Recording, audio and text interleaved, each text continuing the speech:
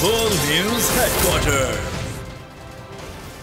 बिस्मिल्लाहिर्रहमानिर्रहीम, अस्सलाम वालेकुम। बोल न्यूज हेडक्वार्टर्स में खुशामदीद। मैं हूं सोनिया शेख और मैं हूं ज़ैनब रॉय। मैं हूं सहर फातिमा। हेडलाइंस आपने जानी, बुलेटिन के टॉप स्टोरीज में शामिल करेंगे।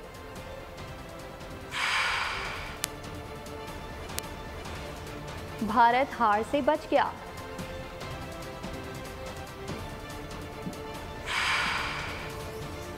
शाहीन झपट पड़े। वज़ीर आज़म ने क्या कहा? सैफर केस कहां तक पहुंचा?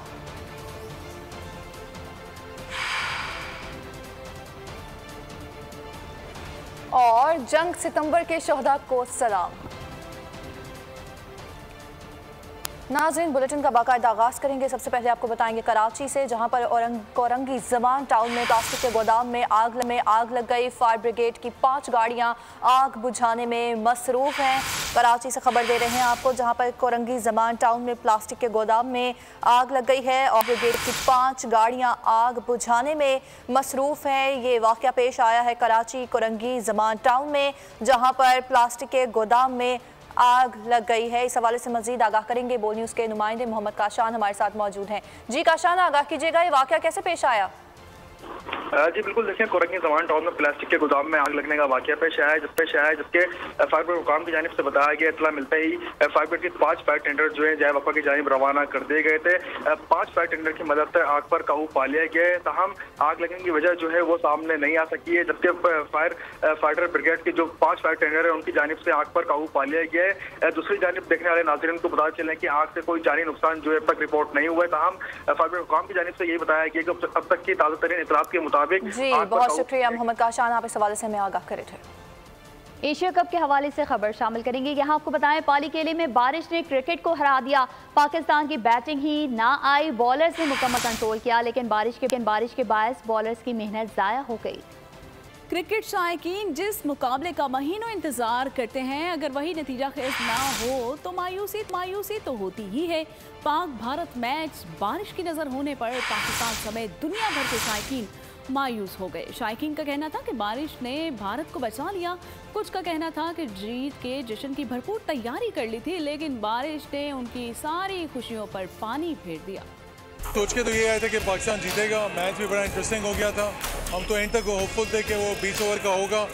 बहुत अफसोस हुआ, अगर मुकाबला हो जाता ना तो बहुत अच्छा लगता। तो चाहते थे बैटिंग हो और बाबर लगाया एक सेंचुरी, लेकिन बारिश ने सारा मैच का किरकिरा कर। मैं इस मैच से बड़ा ज़्यादा खुश हूँ, लेकिन इस दरमियान में बारिश हो गई है तो हम बड़े ज़्यादा खफा हो गए हैं। पुराने ज़माने में बच्चे जिसके बैट होते थे ना, बैट मेरा बल्ला मेरा बैटिंग मेरी, फिर लेके अपने घर चले, वही हुआ है। बहुत अच्छा हो रहा था, अनफॉर्चुनेटली मैच पूरा नहीं हुआ, तो हमें दुख है इस बात का। हम बहुत पुरजोश थे, बहुत बेचैन थे पाकिस्तान की बैटिंग देखने के लिए, और अब जो है वो बारिश ने जो है वो बिल्कुल जो है ना वो मैच का सत्यानाश कर दिया है। हमें बड़ा एक इंटरेस्टिंग मुकाबला देखने को मिलता अगर मैच होता तो। अभी हमें लगा कि पाकिस्तान आएगा, बाबर की कवर ड्राइव देखेंगे, लेकिन मैच हुआ नहीं और बारिश की वजह से मज़ा किरकिरा हो गया और इंडिया को इस वजह से ड्रॉ का पॉइंट मिल गया। हम लोग होप कर रहे थे पाकिस्तान भी बैटिंग करेगा, लेकिन वो मज़ा सारा किरकिरा हो गया। Pakistan win Asia cup. हम सब मिलके देख रहे थे, पाकिस्तानी इंडियन सब। हमें बड़ा मायूसी हुई कि भाई बारिश हो गई। बहुत ज़्यादा मायूसी हुई है क्योंकि बारिश जीत गई है और दोनों टीमें हार गई। कितना मायूस कुन है, क्रिकेट का सबसे बड़ा मुकाबला बारिश की वजह से बेनतीजा खत्म हो गया। लेकिन ये पेशगोई की थी पाक भारत मैच पूरा ना होने पर नजम सेठी का ट्वीट। लिखा कि बतौर चेयरमैन पीसीबी मैंने आईसीसी पर जोर दिया था कि मैच यूएई में खेला जाए, लेकिन श्रीलंका को जगह देने के लिए नाकिस बहाने बनाए गए। कहा कि दुबई में बहुत गर्मी है। 2022 में भी सितंबर के महीने में ही दुबई में एशिया कप खेला गया था। 2020 में सितंबर के माह में दुबई में आईपी ऐसा खेला गया। खेल पर सियासत नाकाबिले मुआफी है। तो साथ ही साथ आपको बताएंगे, पाकिस्तानी बॉलर्स के सामने भारतीय बल्लेबाजों की एक न चली। शाहीन शाह अफरीदी ने 4, नसीम शाह और हारिस रऊफ ने 3-3 शिकार किए। पाली केले में बारिश से मुतासरा मैच में पूरी भारतीय टीम 266 रन पर ढेर हो गई। 9 मई को जो हुआ वो बगावत की कोशिश थी। निगरान वज़ीर आज़म अनवारुल हक काकड़ बोले 9 मई को होने वाली तोड़ फोड़ और जलाओ घेराव को पूरी दुनिया ने देखा। इस तरह के इक़दाम किसी सूरत भी काबिल कबूल नहीं हैं। 9 मई को सारे पाकिस्तान ने देखा, सारे पाकिस्तान ने नहीं देखा, पूरी दुनिया ने देखा। पूरी दुनिया की इंडिपेंडेंट, हो सकता है पाकिस्तान में रियासती इदारे जो हैं इसको मैनिपुलेट करने का उन पे इल्ज़ाम भी लगता हो और वो इख्तियार और वो एबिलिटी उनके पास हो जिसकी वजह से लोग उसको मशकूक समझते हो कि ये उन्होंने इस एजेंडे को पुश किया होगा। New York times, Washington post, guardian, independent electronic international media, क्या उन्होंने इस वेंडलिज्म को, ये आर्सन को रिपोर्ट नहीं किया? क्या इंडिपेंडेंट ग्लोबल मीडिया का उस पे कोई व्यू नहीं है, कोई असेसमेंट नहीं है? यकीनन है कि इस तरह की हुल्लड़बाजी किसी भी जमहूरी तर्ज़ हुकूमत में या इवन गैर जमहूरी तर्ज़ हुकूमत में नाकाबिल बर्दाश्त। चेयरमैन पीटीआई पाकिस्तान दुश्मन कुव्वतों के आला-ए-कार हैं। साबिक वज़ीर दिफा ख्वाजा आसिफ कहते हैं कि बैनुल-अक़वामी लाबयान चेयरमैन पीटीआई की स्पॉन्सर हैं और 9 मई के वाक़े के पीछे भी उन्हीं लॉबियों का हाथ है। यही कुव्वतें आलमी अदालत में चेयरमैन पीटीआई को वकील करके दे रही हैं।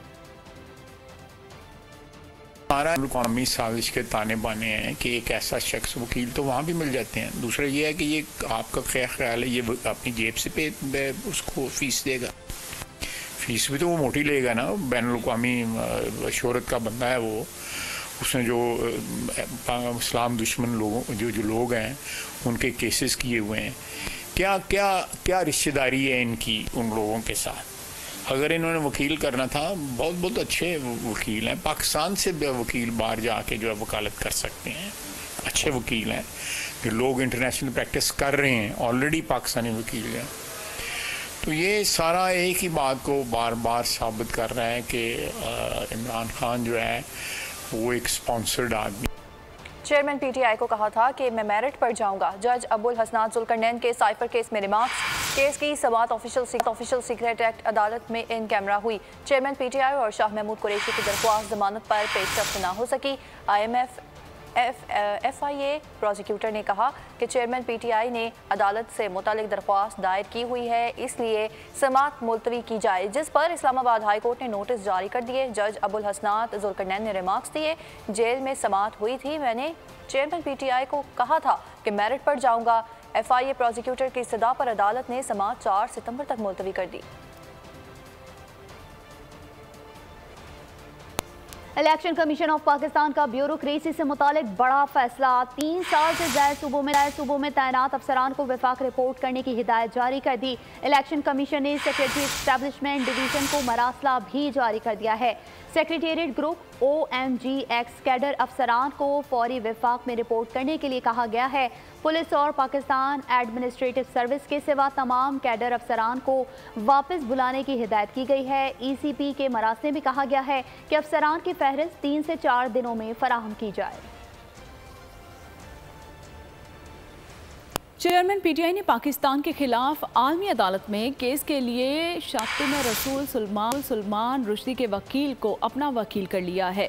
लीगी रहनुमा अता तारक ने कहा कि जेफरी रॉबसन ने न सिर्फ सलमान रुश्दी का केस लड़ा बल्कि उसे अपने घर में भी पनाह दी है। कोई अपनी सियासत बचाने के लिए इस हद तक गिर सकता है?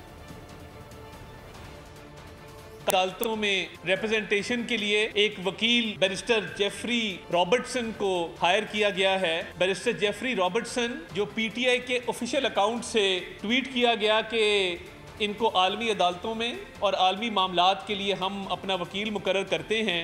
चेयरमैन तरीके इंसाफ का आलमी अदालत में जाने का ऐलान, इसका मतलब क्या है? इसका मतलब ये है कि आप पाकिस्तान के खिलाफ आलमी अदालत में जा रहे हैं, आप इस मुल्क के खिलाफ, इस मुल्क के खुदादाद के खिलाफ, इस अर्ज़े पाक के खिलाफ आप आलमी अदालत में जा रहे हैं, आप रियासत के खिलाफ आलमी अदालत में जा रहे हैं। इसकी कसर रह गई थी कि आपने 9 मई के वाक़यात किए मुल्क दुश्मनों को खुश करने के लिए, दिफाई तनसीबात को, शोहदा की यादगारों को निशाना बनाया और अपने ही मुल्क में अपनी ही दिफा के लिए जो इदारा खड़ा है उस पर हमले किए।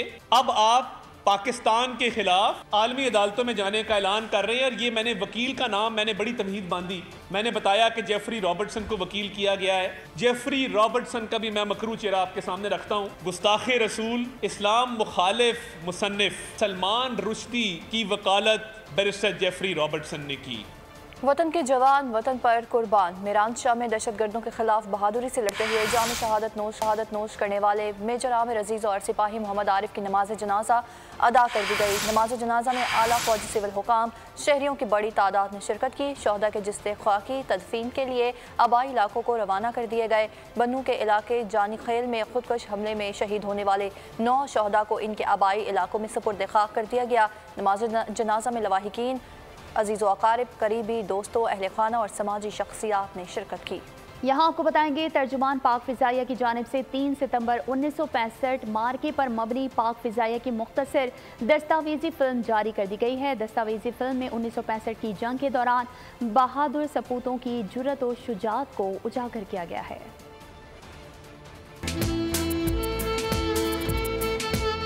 ख़वातीन हज़रात, अस्सलाम वालेकुम। इससे पहले हमने बात की थी कि पाकिस्तान और हिंदुस्तान के दरमियान 1965 में 1 सितंबर और 2 सितंबर को कशीदगी दिन ब दिन बढ़ती जा रही है। 3 सितंबर का दिन ऐसा है जिसमें पाक फ़िज़ाइया ने बहुत मार के मारे। अब तक हिंदुस्तान और पाकिस्तान के दरमियान बाकायदा जंग का आगाज़ नहीं हुआ और ना ही ज़मीनी ऑपरेशन का दायरा कार कश्मीर तक फैला था। जब पाकिस्तान की फ़ौज ने अपना दायरा अमल अखनूर तक बढ़ाया, जो कि जौड़ियाँ से श्रीनगर पहुँचने का दाखिली रास्ता था, तो पाक फ़िज़ाइया के जहाज़ों ने 5:30 बजे तुलुए आफ्ताब के साथ टेक ऑफ किया। तो 2 F-86 सेबर तैयारे और एक F-104 ने सरगोदा से उड़ान भरी। इस F-104 को फ्लाइट लेफ्टिनेंट हकीमुल्ला उड़ा रहे थे, जो बाद में पाक फ़िज़ाइया के चीफ भी बने। ब्रिजपाल सिंह ने यह दावा किया था कि ये जहाज़ कोई पाकिस्तानी पायलट उड़ाना तो दूर की बात है, स्टार्ट भी नहीं कर सकेगा। मगर आने वाले दिनों में हिंदुस्तानी फ़िज़ाइया को पाक फ़िज़ाइया को चैलेंज करने की कोई काबिल ज़िक्र हिम्मत न हुई।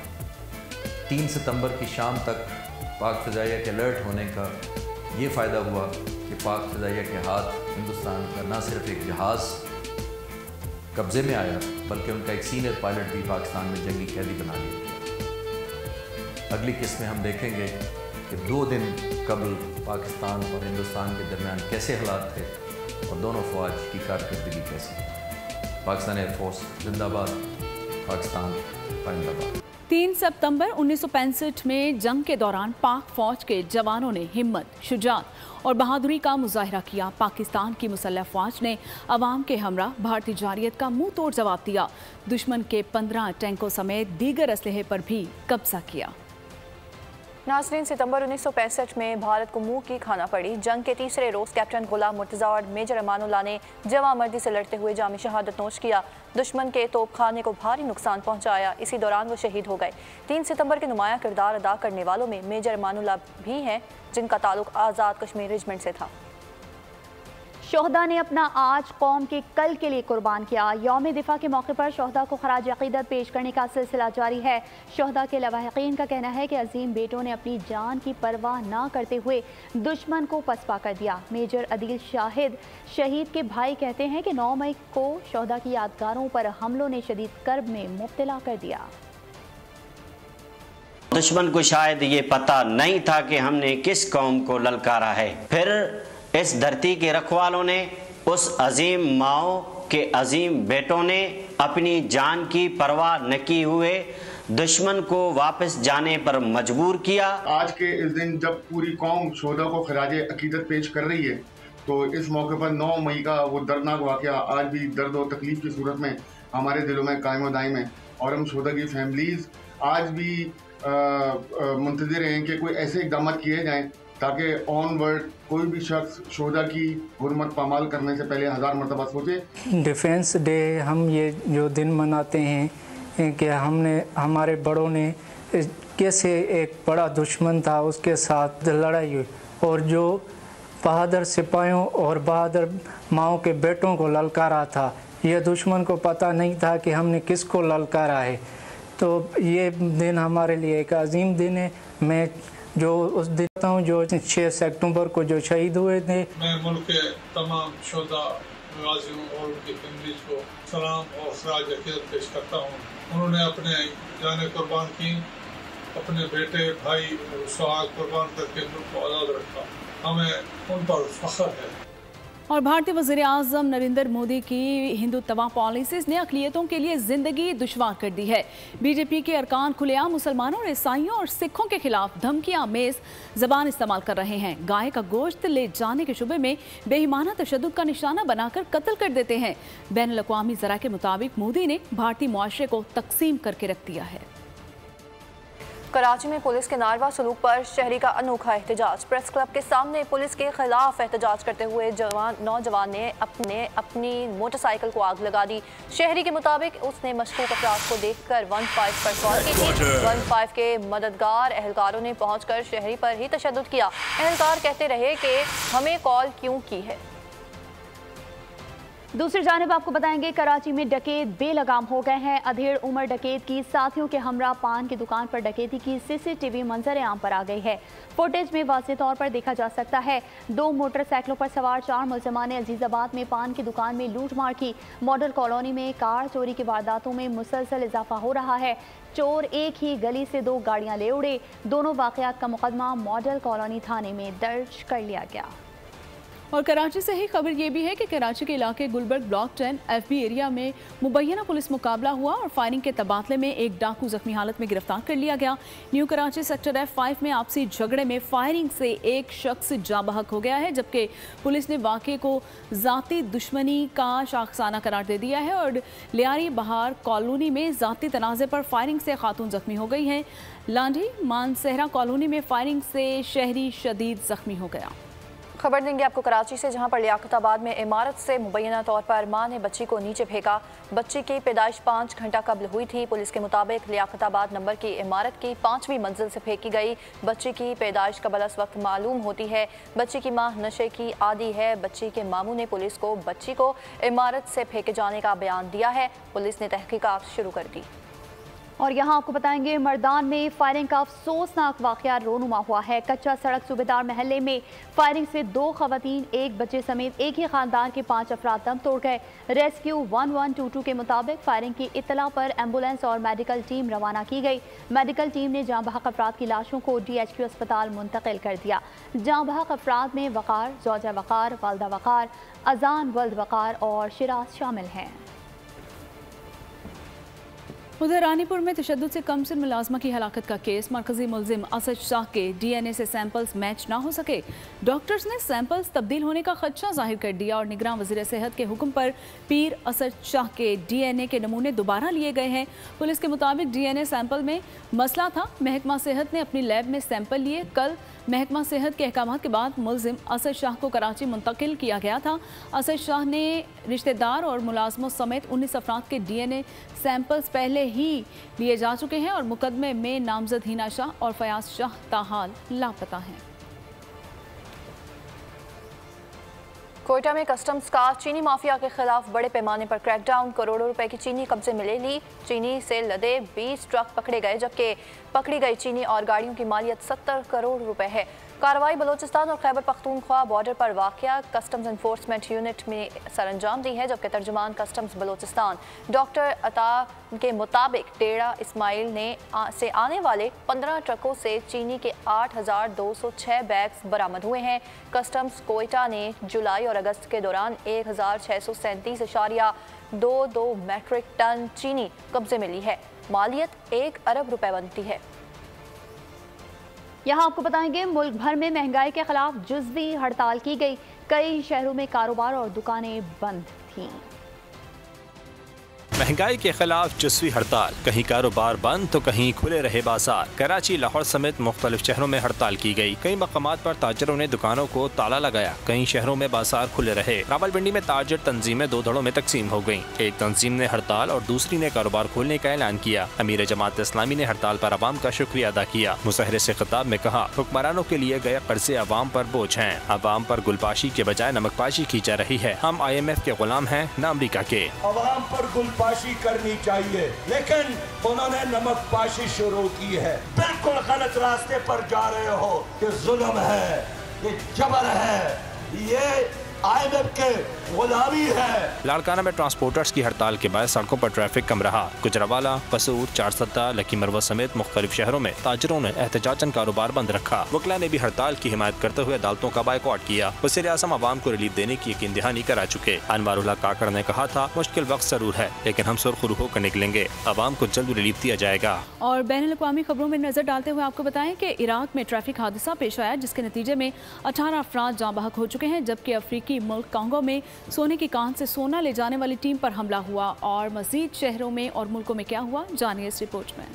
में ट्रैफिक हादसा 18 अफराद जाँ बहक जबकि 13 जख्मी हो गए। वाकया शुमाली सूबे सलाहुद्दीन में पेश आया, जब जायरीन की गाड़ी दूसरी गाड़ी से टकरा गई। मरने वालों में ज्यादातर का ताल्लुक ईरान से है। अफ्रीकी मुल्क कांगो में सोने की कान से सोना ले जाने वाली टीम पर हमला, 2 चीनी शहरियों समेत 4 अफराद हलाक हो गए। मरने वालों में एक कांगो फौजी भी शामिल है। हमलावर सोना लूटकर फरार हो गए। फ्रांस में नए तालीमी साल पर अबाया पहनने पर पाबंदी, फ्रांसीसी सदर का रद्द-ए-अमल सामने आ गया। इमानुएल मैक्रोन ने कहा कि स्कूल में किसी किस्म की मजहबी अलामात की इजाजत नहीं है। फ्रांस सेक्युलर और आजाद है, सेक्युलरिज्म का दिफा करेंगे। अक़वाम मुत्तहिदा की इंसानी हुकूक की कमेटी ने भी फ्रांसीसी हुकूमत के इस इक़दाम की मुखालफत की है। सल्वाडोर में आग के गोले फेंकने का त्यौहार, लोगों ने एक दूसरे पर आग के गोले फेंके। ये त्यौहार 1992 में फटने वाले आतिशफिशां की याद में मनाया जाता है। यहाँ खबर शामिल करेंगे एंटरटेनमेंट की दुनिया से। अदाकारा सारा खान और गुलकार फलक शबीर पेरिस में मौजूद हैं। बेटी के हमरा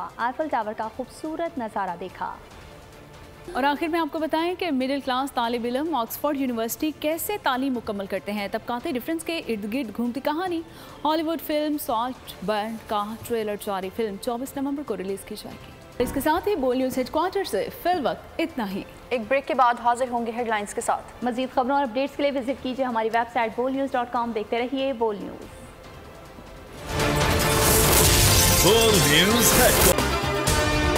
अगर आपको ये वीडियो पसंद आई है तो हमारे चैनल को सब्सक्राइब कीजिए और बेल आइकन को प्रेस कीजिए। सब्सक्राइब करें और बेल दबाएं ताकि कोई खबर रह न जाए।